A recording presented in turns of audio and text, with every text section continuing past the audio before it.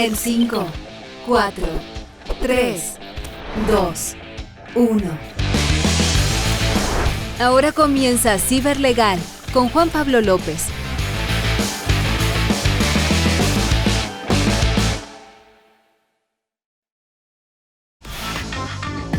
Hola, ¿cómo están, amigos? Hoy día miércoles ya 12 de julio, las 14 horas como siempre, a través de txsplus.com, una nueva emisión de nuestro querido Ciberlegal, el capítulo 19 ya. Pleno invierno, ya está Julio con nosotros hace rato, vacaciones de invierno los chicos, pero acá estamos. Hoy día vamos a tratar un tema que es bien interesante desde el punto de vista procesal, ciberlegal, en donde se da esa unión, diría yo, entre lo digital, la importancia de la ciberlegalidad, que es esta ciberseguridad, y la parte legal, que en este caso vamos a ver el tema de los juicios. La audiencia y pruebas digitales, necesidad de un avance y regulación en materia penal y civil. Como ustedes saben, bueno, para los que no saben, obviamente la parte más técnica y TI, a mí me toca mucho conversar con ellos este tipo de temas, y ahí es donde uno, obviamente, por un tema de la profesión, un poco el conocimiento que existe desde el punto de vista de las evidencias y las pruebas, es difícil imaginarse hasta que uno se lo explica, y muchas veces incluso pasar por la experiencia es lo que nos sirve para poder acreditar algo, un delito, un ciberdelito, o la indemnización de unos perjuicios, por ejemplo, derivados de este incumplimiento por parte de una empresa en ciberseguridad. Yo tengo que acreditar el hecho, y para poder acreditar el hecho tengo que interponer o una demanda civil desde el punto de vista de la indemnización de los perjuicios derivados de ese hecho, o bien una querella criminal con el objeto de perseguir el ciberdelito que se cometió. Y en uno y otro caso, lo que hago ahí es poner en marcha, en este caso, el procedimiento y los juzgados en particular, y van a ser distintos tribunales y procedimientos los que se van a llevar a cabo, y eso es importante que ustedes lo sepan porque si bien existe, hemos dicho, una brecha digital respecto a la ciudadanía en cuanto al uso o el correcto uso de las herramientas digitales, internet, o lo que ocurre con los ciberdelitos, y por eso son víctimas de este tipo de ciberdelitos que para los profesionales pueden ser un poco burdos y absurdos si uno no tiene las herramientas o el conocimiento para poder enfrentarlo. Eso le pasa en definitiva a la ciudadanía. Aquí pasa un poco lo mismo en materia legal. Existe una brecha legal entre lo que conoce la ciudadanía, cuáles son sus derechos y cuál es la forma de llevarlo a cabo. Yo, cuando quiero ejercer un derecho, lo hago a través del derecho procesal, que es en poner en movimiento, en vida, el derecho civil o el derecho penal, según sea lo que estemos reclamando. Y también señalarles que, para que ustedes tengan conocimiento de esto, de un mismo hecho pueden derivar distintas acciones. El caso más gráfico, en el caso del ciberdelito, lo que les comenté: se comete un ciberdelito, me roban los datos de la empresa, o bien usan mis redes sociales, por ejemplo, para difamar a alguien en particular o a un cliente.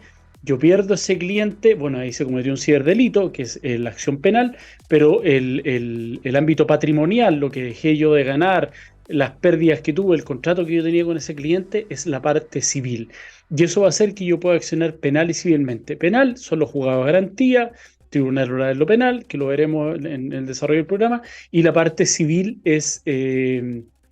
son los juzgados civiles o los juzgados de letra, que se denominan en general. En Santiago se les denomina juzgados civiles porque hay un principio de especialidad mayor que en otras partes o comunas del país, en donde los juzgados de letras conocen de temas civiles, penales y de familia, y están divididos internamente según el área o rama. En Santiago no hay solo juzgados civiles en una parte, hay solo juzgados de garantía, juzgados del trabajo, son todos distintos. Porque obviamente hay mayor población concentrada dentro de lo que es la región metropolitana en general. Entonces, un poco la idea que quiero darle acá es que ustedes tengan, más allá de las nociones propias que pueden tener, que hay veces que culturalmente uno las aprende, pero podemos estar un poco desconectados de esa realidad, es que sepan cómo usar esos derechos y sepan por qué es importante, y eso es lo relevante, dentro de esas audiencias que se dan o procesos dentro del civil o el penal. Existe todavía un retraso en ellas, hay temas de ciberseguridad, temas de datos personales, pero también temas de ahorro en tiempo y recursos que pueden ser muy importantes para ayudar a destrabar todo lo que ocurre hoy día en tribunales, que, de acuerdo a la experiencia que yo tengo, les voy a comentar por qué es así. Y esto nos va a parecer irónico, y con esa es la primera canción que nos vamos a ir para cerrar esta introducción al primer bloque, que es Ironic de Alanis Morissette. Así que a la vuelta vamos a conversar estos temas ya en profundidad.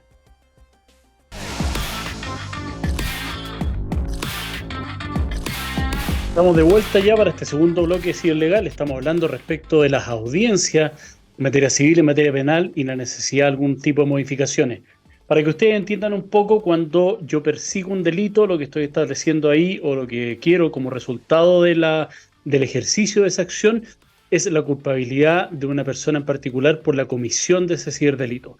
En cambio, cuando persigo un cuasidelito civil o un delito civil, es derivado de la responsabilidad patrimonial que tiene esa persona, es decir, ataco al patrimonio, no la persona en cuanto tal, respecto del hecho en particular. Lo que les comentaba antes, activé una boleta de garantía, perdí el cliente, todo derivado de este ciberdelito. Yo lo que persigo ahí son esos perjuicios que son patrimoniales directos y podría perseguir, por ejemplo, el daño extrapatrimonial o moral. Me había angustiado, tuve problemas, mi empresa quebró, esto me llevó a una depresión. Esos son perjuicios desde el punto de vista moral. Entonces las acciones son distintas, la civil en el tribunal civil, la penal en el tribunal de garantía, sin perjuicio de que yo podría interponer la demanda civil una vez llegada a una cierta etapa del proceso que es de carácter penal. Para que ustedes lo entiendan, ya es mucho más técnico, pero quédense un poco con eso. Desde el punto de vista de los litigios, yo, aparte de ser especialista en ciberseguridad, me especialicé desde los primeros, desde que salí de la facultad y me recibí como abogado, me especialicé en materia de litigios, primero civiles, arbitrales, después entré ya en el tema penal. He litigado en Corte Suprema, Corte de Apelaciones, así que conozco bastante bien el sistema. Son casi 20 años ya, se van a cumplir este año, desde que me recibí abogado, entonces conozco las dos áreas, por así decirlo. Tengo un área de especialidad también, diplomado en litigios orales en particular y estrategia desde el punto de vista penal. Así que me ha tocado estudiarlo y me ha tocado vivirlo, ¿ah? Y es bien decepcionante en algunos aspectos, pero eso es lo que queremos conversar hoy día. Cuando yo tengo un derecho que nace de estos hechos que comentamos, para yo poder acreditárselo al tribunal, tengo que acompañar estas pruebas, y ahí viene la importancia de lo que mencionaba como título del programa de la audiencia, porque en definitiva, algún profesor por ahí decía, bien famoso, el profesor Alessandri, don Fernando, decía, el derecho es tal solo si puede ser probado. Muchas veces la gente entiende que porque se cometió un hecho, y particularmente eso ocurre en los ciberdelitos, oye, a mí me pasó tal o cual cosa, esta cuestión es carrera corrida, lo que tenemos que hacer es ganarlo. Lo vimos en el primer programa con nuestro invitado estrella que tuvimos, ¿sabes? A Felipe Sánchez, el perito en materia de ciberseguridad, cómo se realiza todo el tema del levantamiento, la cadena de custodia, la aislación de la prueba, el informe pericial, declarar ante el tribunal, ponerlo ante el fiscal. Todo eso es una ritualidad, y eso es lo que en definitiva es el proceso. Si yo no hago eso, el tribunal puede ser muy claro el hecho, y ustedes muchas veces lo entienden o lo escuchan tal vez a través de las noticias o redes sociales, y dice, pero ¿cómo el tipo quedó libre? ¿Cómo lo declararon inocente por una mera formalidad? Bueno, la formalidad en definitiva son garantías establecidas desde el punto de vista incluso constitucional a las partes, porque uno puede ser imputado a un delito en particular y lo que quiere es ser juzgado para ser declarado inocente. Obviamente cuando la gente es culpable también debe tener un debido proceso. Hemos visto ahí el caso Martín Pradena, que fue en un segundo juicio declarado culpable, y el primer juicio se anuló por falta de imparcialidad de un juez, que a través de una red social puso un hashtag ahí que era parte del tema de no, ni una menos o algo así. Entonces obviamente la parte entendió de que quien lo estaba jugando a él lo estaba haciendo más allá de las pruebas que se habían presentado en el proceso, y esa es la gravedad. La imparcialidad debe reinar en un proceso, los jueces deben percibir la prueba por ellos mismos, y ahí es donde ocurre en esta dicotomía entre lo civil y lo penal, porque, para explicarle un poco el tema, lo penal fue modificado el año 2001, cuando, a propósito del Tratado de Libre Comercio que se firmó con Estados Unidos, parte de la exigencia era modernizar nuestro sistema procesal penal. ¿Por qué? Y penal en general, lo cual todavía no se ha hecho, pero sí lo procesal penal, porque antes era un sistema inquisitivo en donde había un juez que era el que conocía de la investigación y después además me juzgaba. Entonces habían dos etapas, el sumario y el plenario.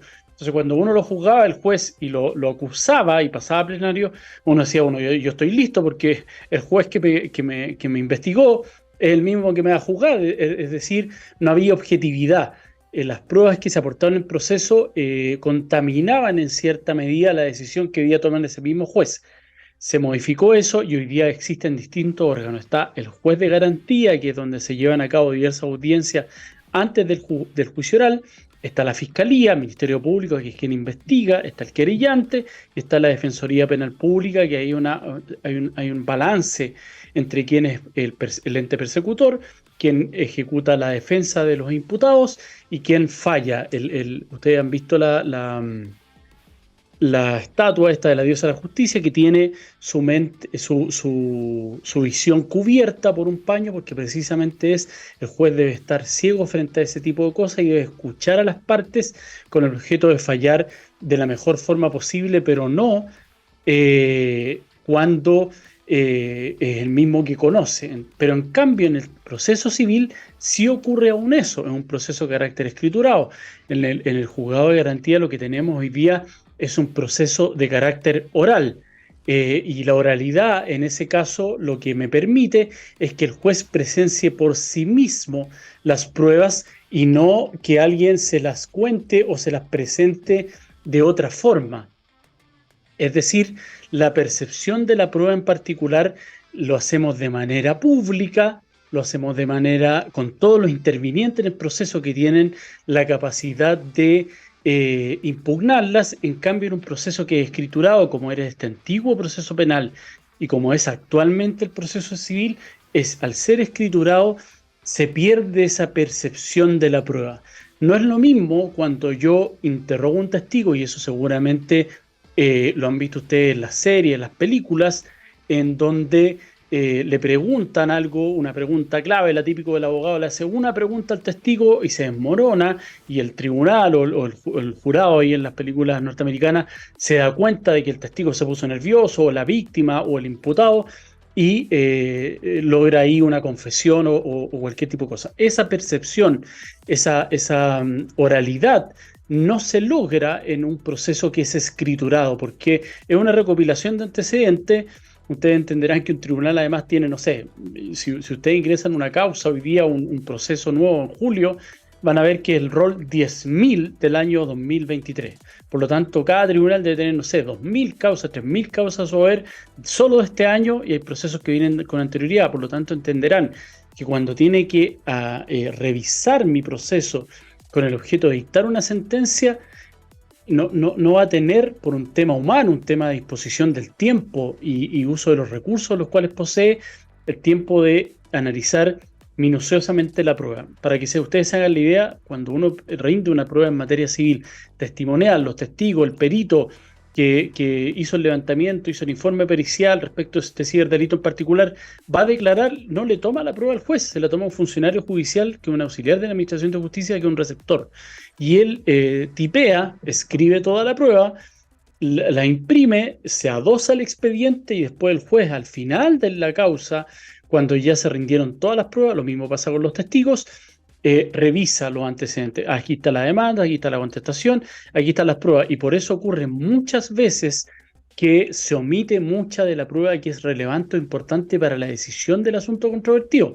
A mí me ha pasado muchas veces tener que interponer recursos de casación, que se llaman en la forma, además de la apelación, porque el juez desatendió las pruebas que yo había presentado. Y eso se da por la materialidad, por ser un expediente físico, escrito.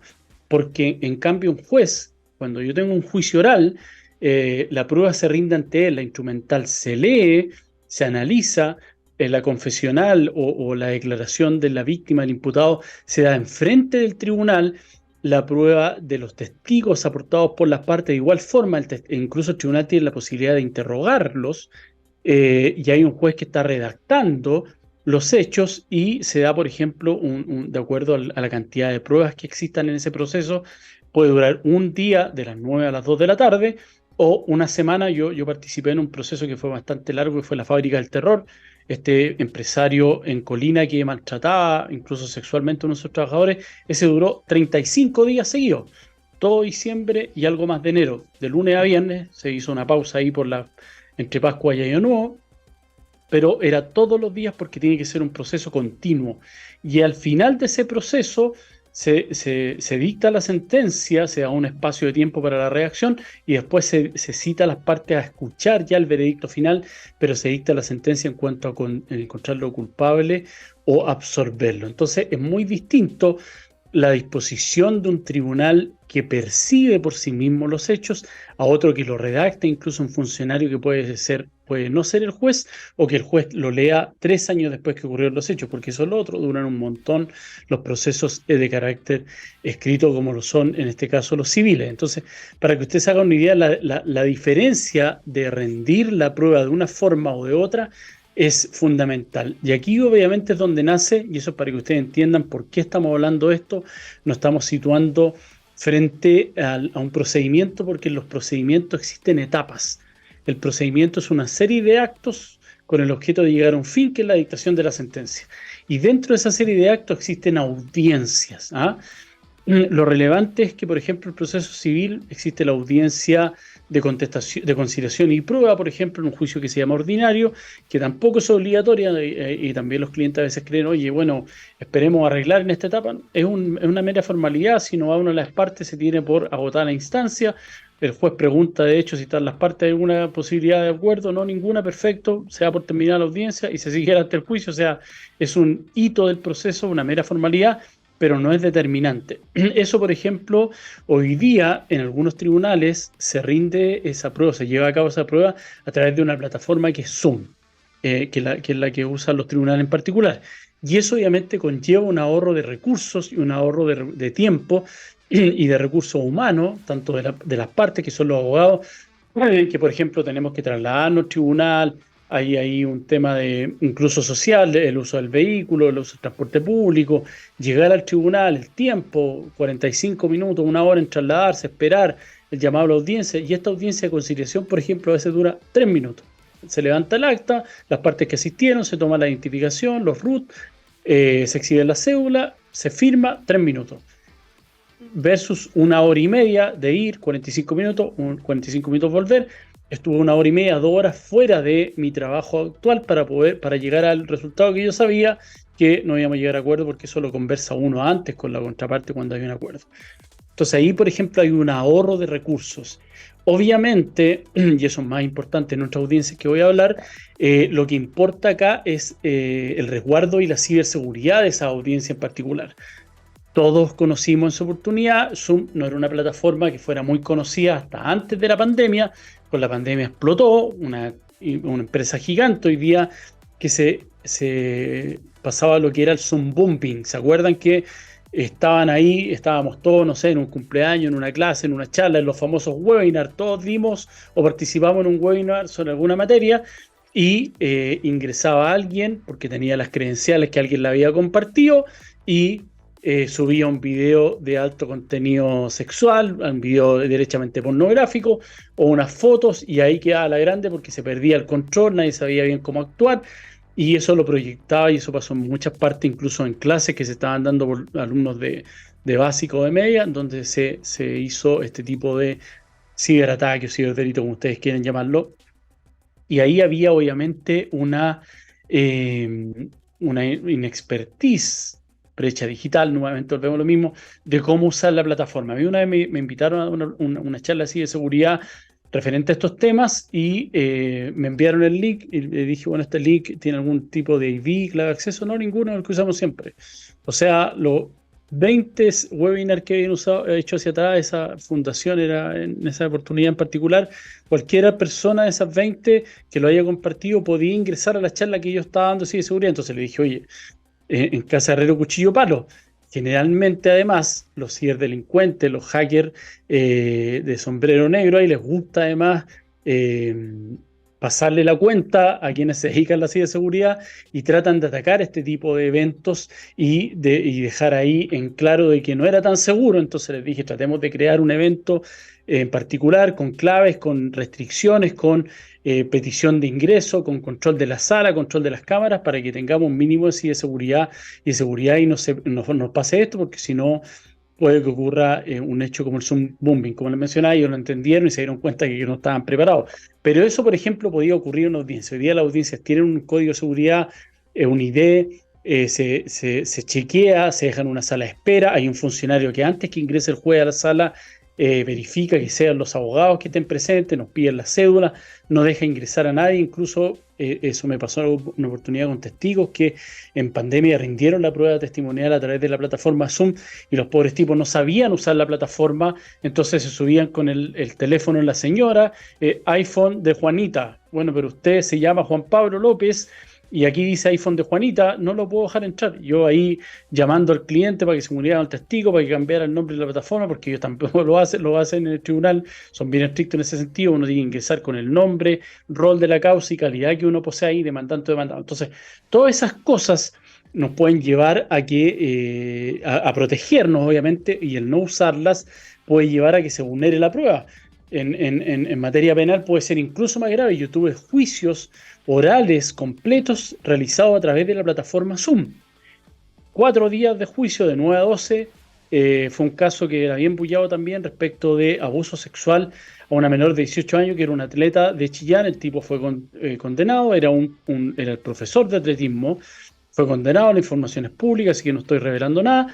Pero ahí se revelaron cosas que incluso tuvimos que sacar en algún momento intervinientes de la sala que estaban ahí como testigos o algunas de las partes, porque eran cosas de alto contenido sexual, relatos, pero además que afectaban a la víctima que estaba ahí. Entonces, ese tipo de cosas, imagínense en una plataforma Zoom que alguien te esté grabándole y después las difunda, es altamente grave. Ahí se produce lo que se denomina un poco la revictimización, que lo ustedes han escuchado particularmente en las víctimas de abuso sexual que sufre la agresión. Después de un tiempo va a la psicóloga, al psiquiatra, logra develar el hecho, hace la denuncia, se lo cuenta a su abogado, se lo cuenta al fiscal, es interrogada, va a una pericia por parte del médico legal, después tiene que declarar nuevamente en fiscalía y después declarar en juicio. 4 o 5 veces volver al mismo hecho. Imagínense si eso además lo sacan de la audiencia en particular y lo hacen público. El daño es tremendo. Entonces, la ciberseguridad en este tipo de audiencias es vital. Cómo controlarla y entregarle herramientas. Pero además, y eso es algo que vamos a hablar a la vuelta de la siguiente canción, que vamos al bloque, se nos pasó volando este segundo bloque, vamos a ir al tercero, pero a la vuelta vamos a hablar de eso. Hay ciertas audiencias en particular que en materia civil podrían realizarse a través de plataformas digitales, telemáticas, como sería Zoom, por ejemplo, con la guía de seguridad y pertinencia del caso, así como en las penales hay unas que pueden ser realizadas y otras que no, por la importancia y relevancia que tiene. Sobre todo desde el punto de vista de un sistema que es altamente garantista, la garantía del imputado. Yo quiero que a mí, si me están juzgando, el tribunal vea la prueba que yo voy a aportar y no que se corte de internet, que se caiga, que haya una variación de la señal justo cuando me están interrogando a mí como víctima, como imputado, o a un perito que es clave, un testigo que es clave en este hecho. Y a mí pasó, por eso se los digo, justo cuando estaba interrogando a un perito que era clave para juzgar en este caso el delito que les acabo de mencionar, en el caso de esta atleta que fue abusada sexualmente, a mí en particular se me cayó internet. Tuve que volver a conectarme, el tribunal me llamó, ahí y se perdió esa continuidad del relato que yo estaba extrayendo esa información del perito para que lo apreciara el tribunal. Entonces, ese tipo de cosas son las que tenemos que también asegurar, porque pasas que cosas. A todos nos ocurre, nos ocurrió alguna vez en particular que tenemos una mala calidad de banda de ancha justo en el momento que debemos usarla, como las impresoras que cuando hay que imprimir con urgencia, como dice el meme, huelen el temor. Entonces, eso es lo que vamos a hablar un poco a la vuelta. Vamos a ir con esta segunda canción del programa, que es Don't Speak, del grupo No Doubt. Nos vemos a la vuelta para el tercer bloque, amigo.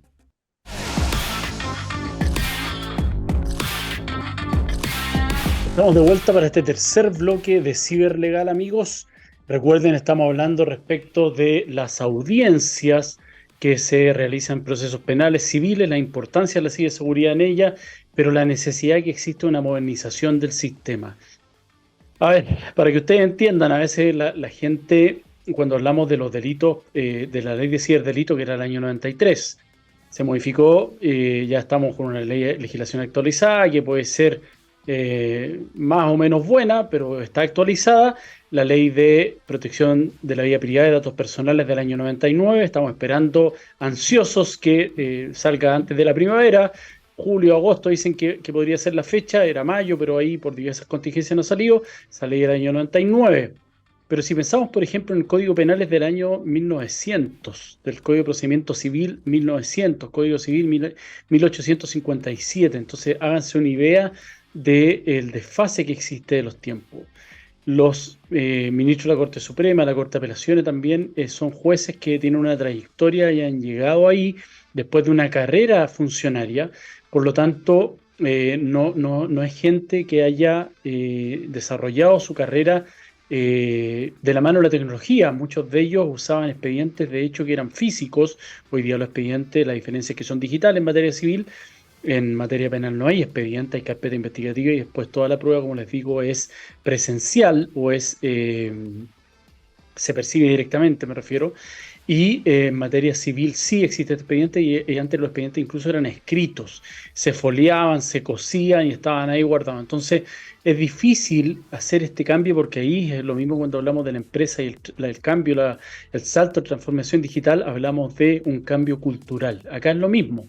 Nos pasó al principio cuando se aprobó, por ejemplo, la ley del el tema de la firma electrónica en el uso de los instrumentos públicos, por ejemplo, los mandatos judiciales, que los mandatos que nos otorgan los abogados a través de una escritura pública puede ser, y ese tiene un código de verificación en fojas.cl, en donde lo que hace uno hoy día es que se presenta la demanda o la participación en el proceso, se acompaña digitalmente y el secretario, el funcionario del tribunal, lo que hace es descargar el mandato y verifica que esa copia que yo acompañé digitalizada efectivamente está verificada en este portal.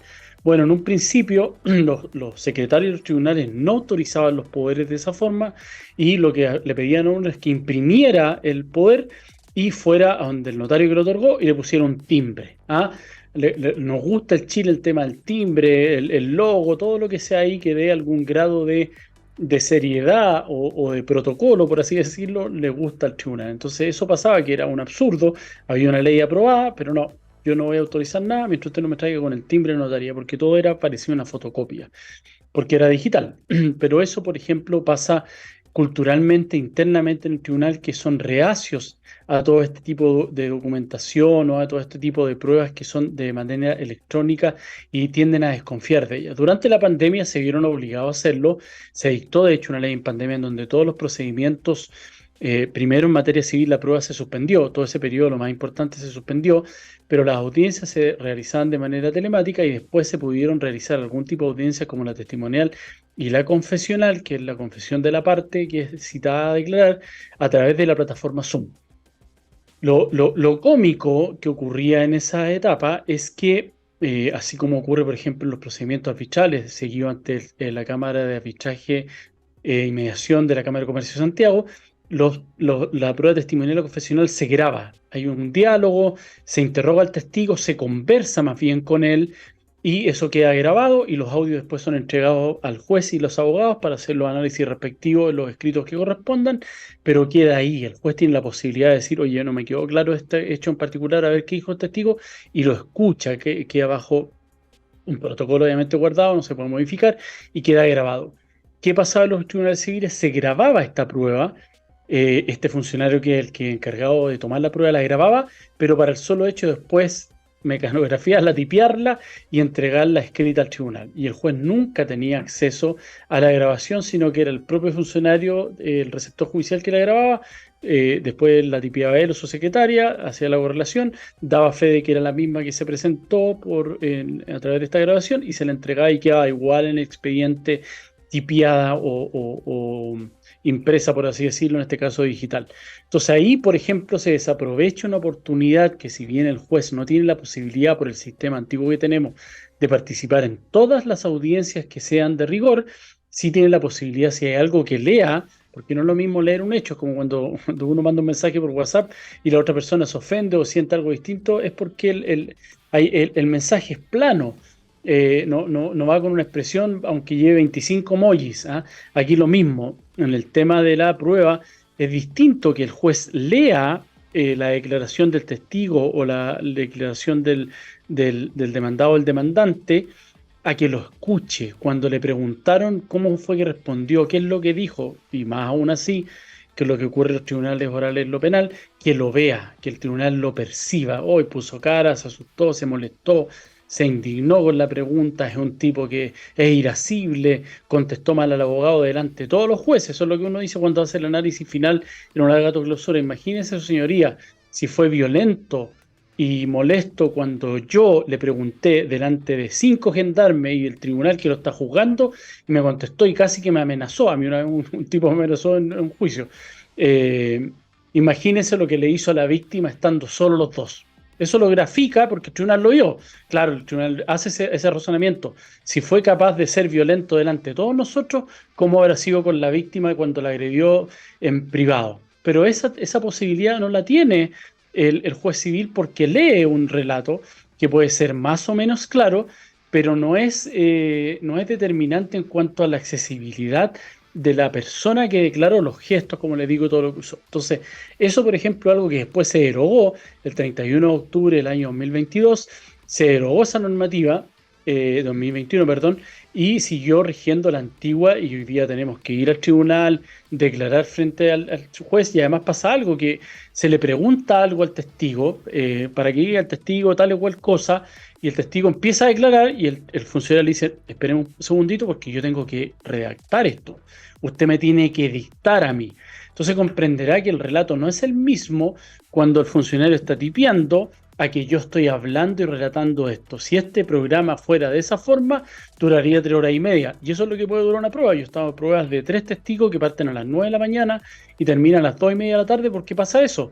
A ver, déjeme leer que perdí el hilo. ¿Qué es lo que estaba diciendo? Y vuelvo, claro, sí, bueno, en realidad tal. Y después me acordé. Oiga, ¿puede agregar esto que me acabo de acordar de tal o cual cosa? Que no se da en un relato que es continuo, que es libre, sino que tiene que estar supeditado a lo que el receptor judicial está escribiendo. Entonces volvimos a un absurdo de que haber avanzado producto de la pandemia, como comillas, la transformación digital de la empresa, a una prueba que podía ser perfeccionado, grabado, bajo los resguardos de rigor, bajo el protocolo del tribunal, con la ciberseguridad en cuestión, la prueba que se rindió, la testimonial, la confesional, grabados en la entrada del audio, queda el audio ahí en el sistema, o se envía a través de un enlace Dropbox, que lo hacen los tribunales orales en lo penal después para que uno analice la prueba rendida y después pueda hacer los alegatos de clausura, uno estudia el juicio, lo escucha, aunque no toma nota y todo, es distinto volver a escucharlo, se le puede haber pasado algo.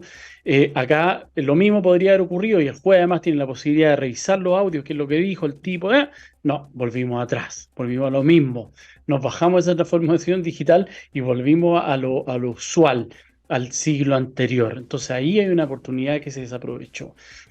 En materia penal es distinto. Todas las audiencias, en materia civil también y en materia laboral también, son juicios orales públicos, continuos, con intervención de las partes, bilateralidad de la audiencia. De hecho, si una de las partes no tiene abogado, se suspende la audiencia porque el abogado se enfermó. Y si el defensor público toma el rol de abogado del particular, se suspende por una garantía que el abogado que asumió ahí el caso, pues está sentado ahí como los jugadores en la banca. La diferencia es que él no puede saberse el caso de memoria porque está ahí esperando, le entregan el caso y le dan un plazo razonable, se suspende la audiencia 5 o 10 días o incluso un poco más para que él pueda estudiar los antecedentes y ejercer una debida defensa.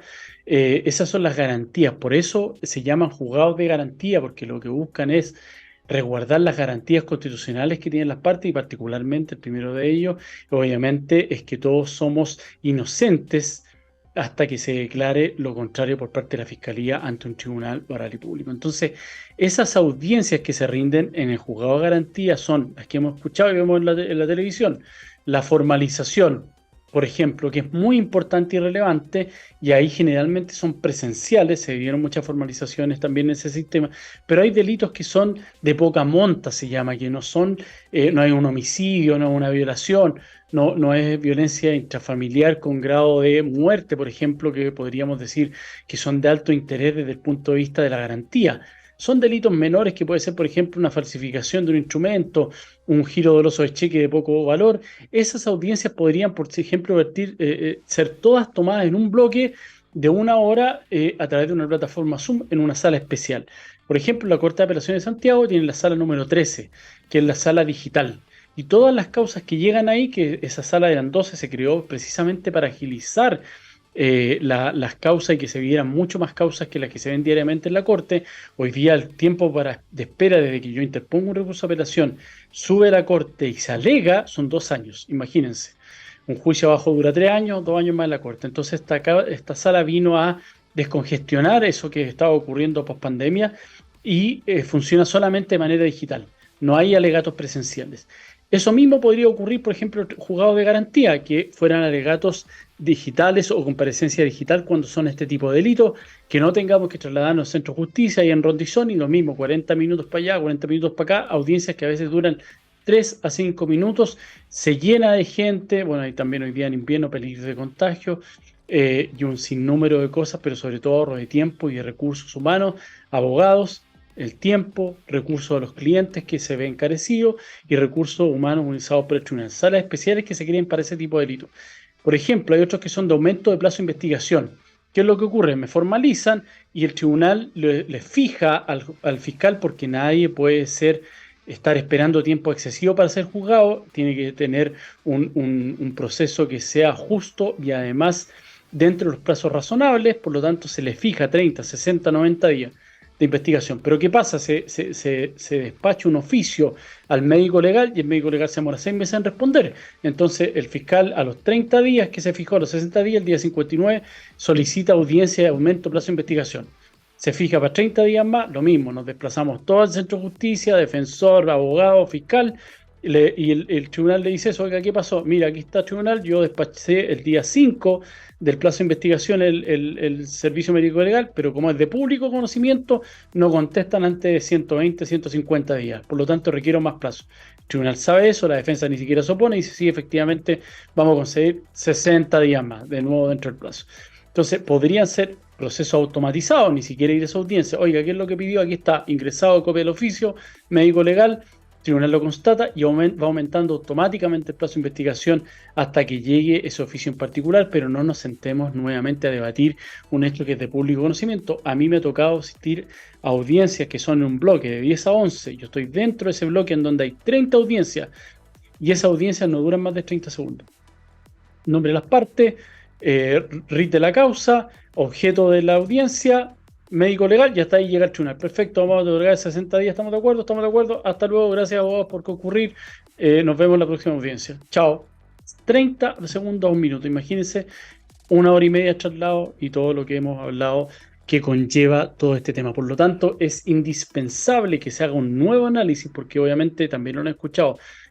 Yo soy crítico del sistema porque soy parte de él, lo miro desde dentro, me ha tocado participar, me toca participar, tengo querella, me toca alegar en la Corte de Apelación, en la Corte Suprema, en los juzgados civiles, en los juzgados penales, distintos hechos que tengo, distintas causas que tengo en estas instancias, y en todas ellas pasa lo mismo, retardo en las resoluciones, retardo en las audiencias porque conlleva esto.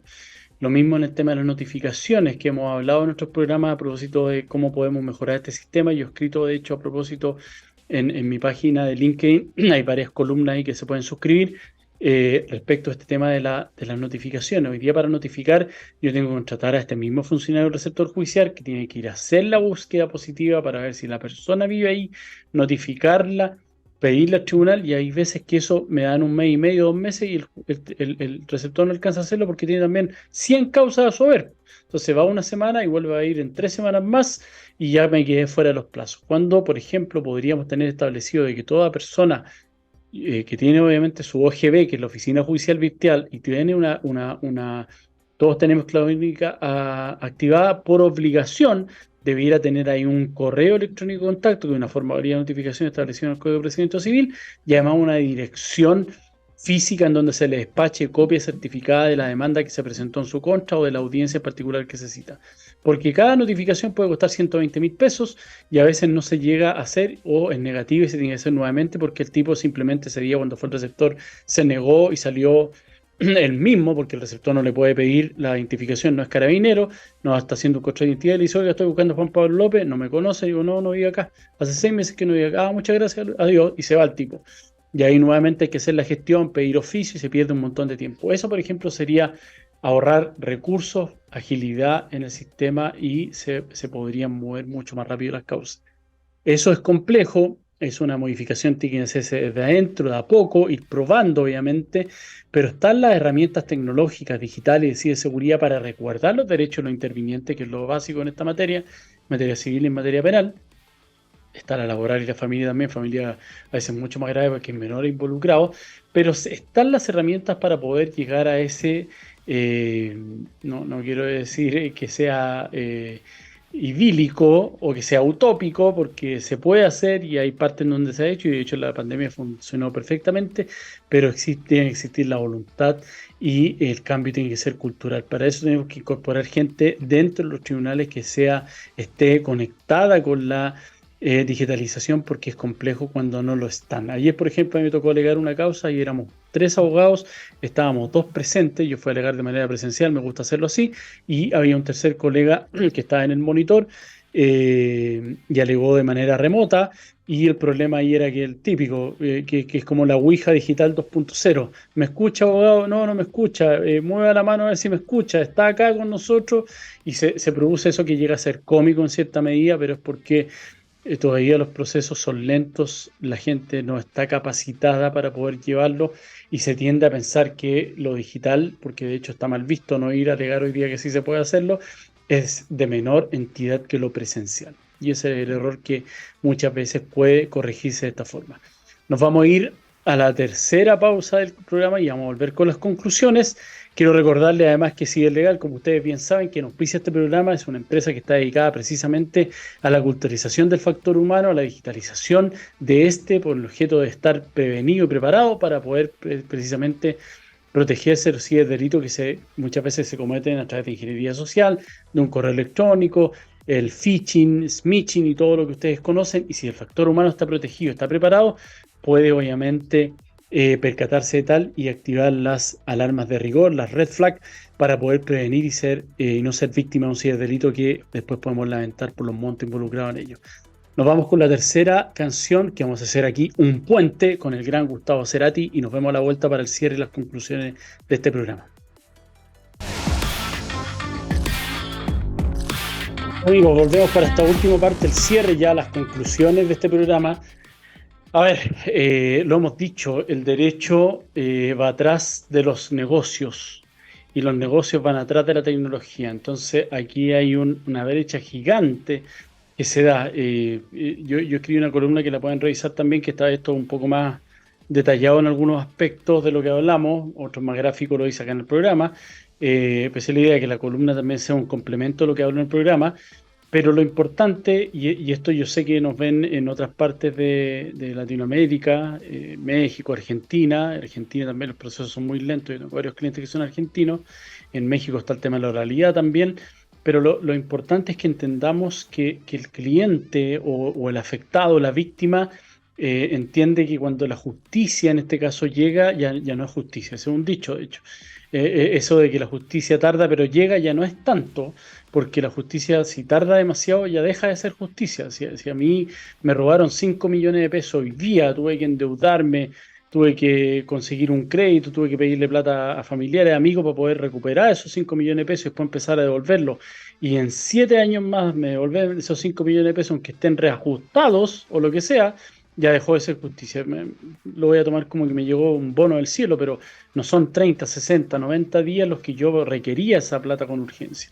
Entonces, lo importante de esto es que conlleva una finalidad. Lo mismo la víctima de un ciberdelito.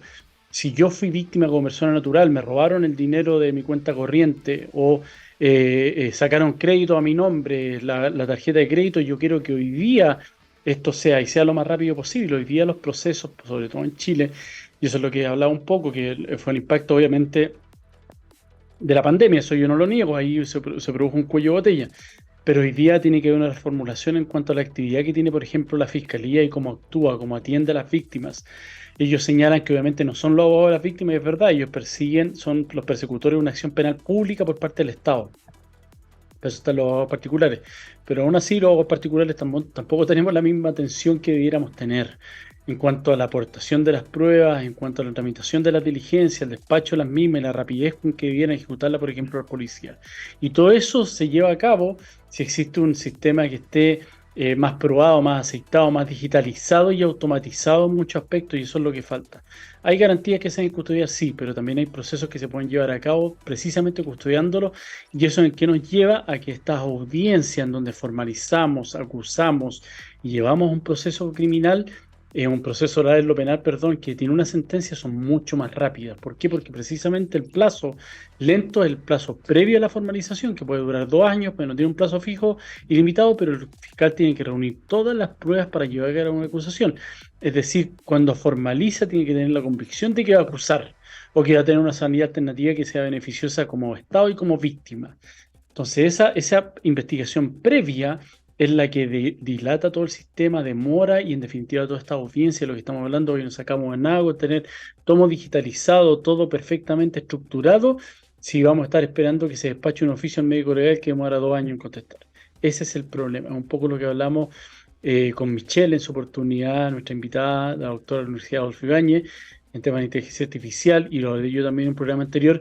Nos estamos preocupando de la inteligencia artificial cuando en definitiva todavía tenemos una brecha digital de gente que no sabe usar su clave única. Entonces son temas que están tan separados que ponemos el norte allá, pero todavía estamos acá. Queremos correr los 100 metros planos contra Usain Bolt y todavía estamos aprendiendo a caminar. Ese es el problema que hoy día se presenta en particular. Las conclusiones son esas, que agilicemos el sistema, lo perfeccionemos, lo estructuremos, automaticemos y todo va a fluir de mejor manera, y obviamente especialicemos a la gente que tiene que estar capacitada para poder apoyar internamente, culturalmente, como señalamos también en la empresa, dentro del Poder Judicial. Eso, recuerden que este programa queda grabado en el podcast de txsplus.com, en el podcast de Spotify de TXS y Ciberlegal. Mañana se sube a nuestro canal de YouTube y nos pueden hacer también las preguntas que deseen y proponer temas también en mi Instagram de Juan Pablo López, Ciberlegal, y en el LinkedIn de Juan Pablo López. Nos vemos el próximo miércoles, ya 19 de julio. Vamos a estar ya más de la mitad de julio. Esperemos que para ese pronto el invierno. Que estén muy bien, les deseo una buena semana y nos vemos el próximo miércoles. Un abrazo.